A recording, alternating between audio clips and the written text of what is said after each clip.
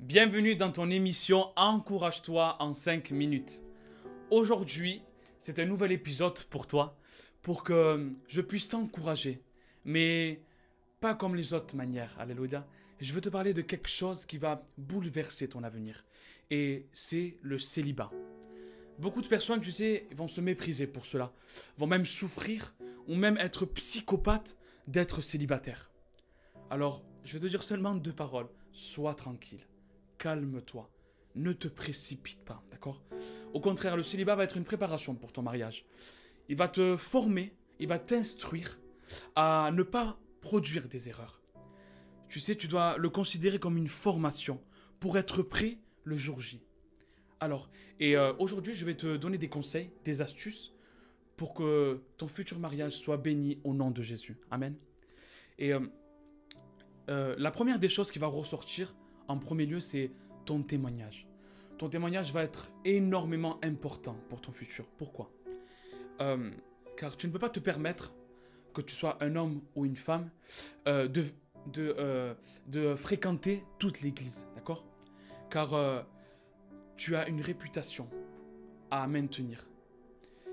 Et tu sais, alors je vais te donner un exemple. Si tu vois un homme qui va flirter avec toutes les filles de l'église, d'accord?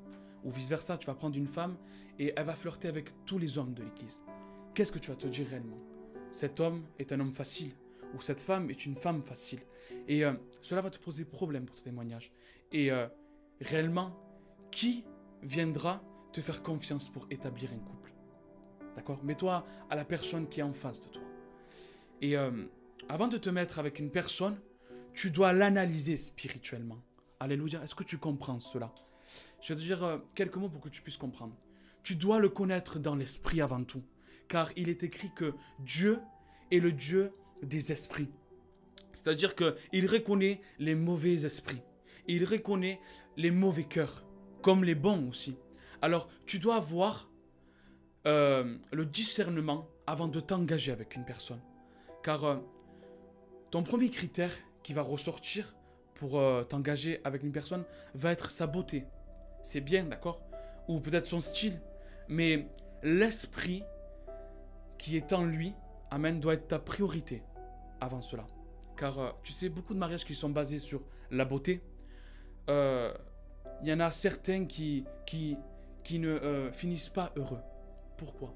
Parce qu'ils vont vivre dans la même maison, avec tout le respect que je vous dois, ils vont même dormir dans le même lit, mais ils vont se rendre compte qu'ils n'ont pas le même esprit. Ils se rendent compte qu'ils ne se connaissent même pas, qu'ils n'ont pas les mêmes projets spirituels. Et tu sais, peut-être que tu vas te retrouver avec ton conjoint qu'au lieu de te monter vers le haut, il va te mettre vers le bas. Et vice-versa avec la femme. Donc, une fois marié, tu sais, genre, la Bible te conseille surtout de ne pas divorcer. Donc, et même moi, je suis un pasteur qui ne prêche pas le divorce. Donc, c'est pour cela que je te conseille fortement de faire attention. Car la plupart des mariages, je ne sais pas si tu le vois comme moi, ils se marient et ils s'engagent avec une personne et un mois après, ils se séparent et tous les deux vivent dans l'adultère car tous les deux ont refait leur vie. Donc, pour vraiment que tu puisses accomplir la volonté de Dieu, ne te permets pas d'avoir plusieurs maris. Ne te permets pas d'avoir plusieurs femmes, d'accord? Malheureusement, il y en a que, ils vont pas consulter Dieu. Ils ne vont pas considérer l'avis de Dieu, mais ils vont consulter leur envie, leur désir. Alors réfléchis bien, bien-aimé, parce que dans chaque décision que tu vas prendre, il y aura des conséquences, qu'elles soient bien ou mal. Alléluia. Car quand tu vas rentrer dans cela, que tu ne veuilles ou non, tu vas rentrer aussi dans une guerre spirituelle. Donc qu'est-ce que je te conseille réellement? Je te conseille de prier sans cesse à Jésus. Je te conseille de jeûner, de demander conseil à ton Créateur. Car n'oublie pas que c'est lui qui unit dans l'esprit.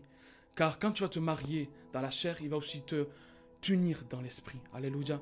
La parole déclare que Dieu a fait l'homme et la femme et ils vont faire qu'une seule chair. Alors demande confirmation à Dieu. Demande sa volonté réellement et non ta volonté. Car elle sera bénéfique pour toi. Demande une personne qui sera une aide spirituelle. Demande à Dieu qu'elle sera un soutien dans l'œuvre. Demande à Dieu aussi qu'il soit un appui pour son travail. Alléluia. Et je veux te conseiller réellement de choisir qui. Tu dois choisir un enfant de Dieu. Qu'est-ce que c'est un enfant de Dieu réellement? Un enfant de Dieu est une personne qui va aimer plus Dieu que toi. Alléluia. Et une personne aussi qui va être ton ami fidèle. Car quand tu es un couple, tu as besoin d'une amitié dans l'esprit. Et il faut aussi qu'il soit sensible au pardon. Il faut aussi que quand vous allez fauter, que le Saint-Esprit va venir pour vous remettre en question. Car vous êtes appelés temple du Saint-Esprit. Vous avez un point en commun et il s'appelle Jésus. Alors, ne choisis pas une personne qui va trahir Dieu, car elle va te trahir aussi dans ton mariage. Ne va pas prendre une personne que pendant les fiançailles, il ne se maintient pas dans son corps. C'est-à-dire que si il te trompe dans les fiançailles, il te trompera dans ton mariage. Amen. Et le mariage n'est pas un jeu, n'est pas une tendance d'aujourd'hui, d'accord? Le mariage vient de Dieu. Le mariage est biblique, d'accord? Et tout mariage qui est sous la volonté de Dieu sera une victoire dans ta vie, sera un succès pour l'œuvre de Dieu. Alors, mon frère, je te conseille de faire très attention et de prendre la bonne décision. Et pour cela, je veux prier pour toi en quelques secondes. Seigneur, je te demande, mon roi, parce que je suis ici, mon roi, pour intercéder pour mon frère ou ma soeur qui est là. Père, qu'il puisse être attentif à ta parole, attentif à ton esprit, Père, pour qu'il puisse prendre la bonne décision, mon roi. Un couple, mon roi, qui puisse servir ton œuvre. Un couple, mon roi, qui pourra être inspiré de ton Saint-Esprit. Père, je t'en supplie, mon roi, donne-leur, mon roi, le discernement de voir qui sont les brebis égarées, qui sont, Père éternel, les fausses brebis. Père, je t'en supplie, agis puissamment, mon roi, car le projet que tu as pour eux, mon roi, est grandiose, Père éternel, car tu prévois la perle, mon roi, pour leur vie. Alors je t'en supplie, mon roi, réponds-leur à leurs questions, donne-leur la confirmation qu'ils nécessitent au nom de Jésus. Amen.